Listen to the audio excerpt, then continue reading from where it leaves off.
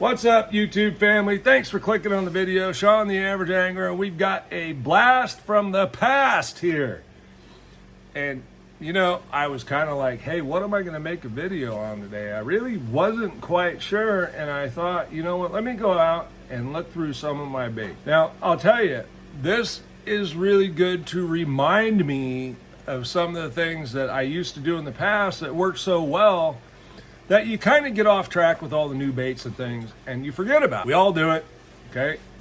I remember when the Sweet Beaver came out. It was the first beaver bait made, and let me tell you, it was phenomenal, much like the Senko. It's really hard to keep track of those baits. It did us so well for so long.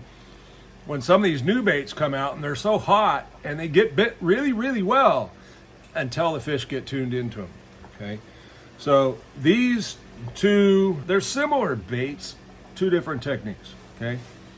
One finesse, one not so much finesse. Well, maybe it's a winter finesse, if you will, sort of, okay? All right, so let's start with finesse. The first one can be fished several different ways. Split shot. Split shot was always a really good one. It can be fished on a dart head. You can drop shot them. Quite honestly, open hook drop shot, nose hook type drop shot. And these were just a fantastic finesse presentation. And when split shot them, you just drag them. It's very simple to fish, but they would spiral. They'll spin. But it was a fish catching technique that I had some old time friends who used to win a lot of tournaments on these. But you can also fish them on a dart head. Some of you younger guys don't know what it is. Just think Ned rig. Okay, the lead's a little different shape, but essentially the same type of concept. And that bait is the little Finesse Reaper.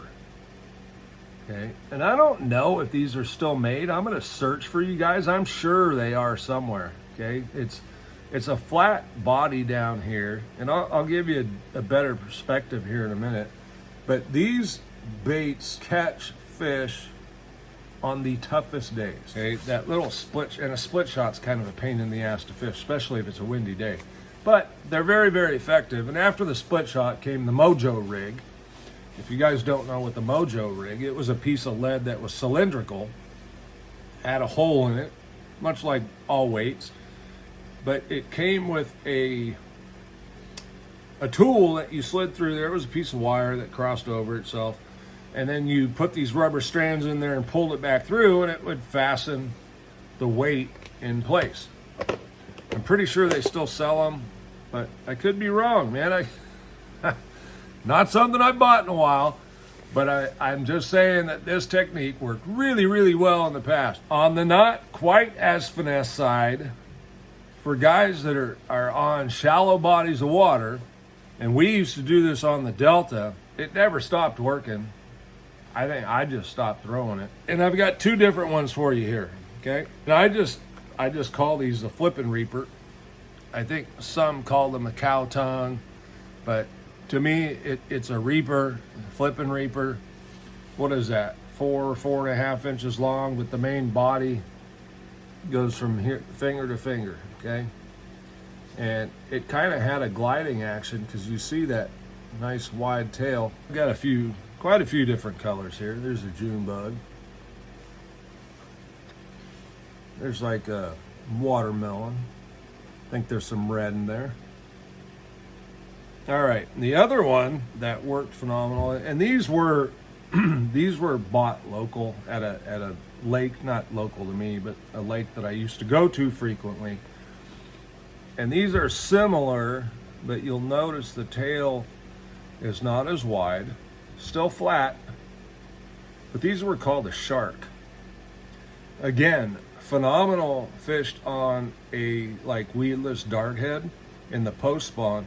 But these profiles in the wintertime on a light flipping weight work extremely well. It's just something that I think was forgotten about. And the nice thing about these is a light weight pulls either of these down to the bottom pretty well. Okay, they're pretty cylindrical. There's not a lot of bulk to them, either one, and they'll slide through things pretty easily. And it's really kind of a non-obtrusive bait that's dropping into a fish's habitat, and it's just an easy meal. And I'm sure every one of us that's been fishing for any amount of time had some sort of bait like this that we used to use in the wintertime. These were two for me that were staples. I mean, I know the little Finesse Reaper has won so many tournaments on Orville back in the old days on a split shot rig. And on the Delta, we used to flip that Reaper all winter long. And look, fish, maybe they tuned out a little bit to it. I don't think so. I just think we had some better options at the time because they were new, like the Sweet Beaver. Because when the Sweet Beaver came out, there was nothing like it, okay? Nothing in that profile, in the color combinations they had. I mean, it was just phenomenal. It was a revelation in plastic baits at that time that really evolved the game of plastics. And then today we are where we are, and you know, things haven't stopped, and we have forward-facing sonar and minnows. And anyway, I really like to fish some of the old stuff. And actually, tomorrow when I go out on my local lake, which, as I've explained to you, is very overfished, very tough to get a bite, I'm going to break out the old Reapers, see if we can't get something going. Because look, the fish want to eat, they need to eat, they're going to bite something. We just have to find out what it is, okay? If you like this kind of content, like, subscribe. Sean the Average Angler. We're going to see you on the next one. Y'all have a good day.